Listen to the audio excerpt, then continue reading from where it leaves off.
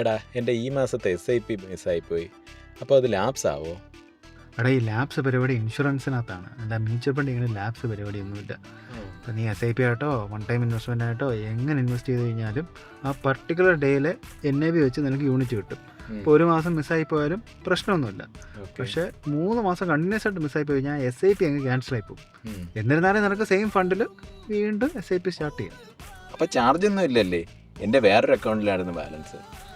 Charge mutual fund ഒന്നും പിടിക്കത്തില്ല. പക്ഷേ നിൻ്റെ ബാങ്ക് SBI ഇല്ലേ, അവർ ഒരു ചെറിയൊരു ചാർജ് പിടിക്കും. അതെന്തോന്ന് പരിപാടി? അവരുടെ ഒരു ഫെസിലിറ്റി അല്ലേ നീ ഉപയോഗിക്കുന്നത്.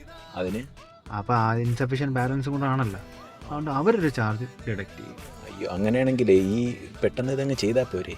ഇപ്പം ചെയ്തിട്ട് കാര്യമില്ല, അത് ഓൾറെഡി പോയി.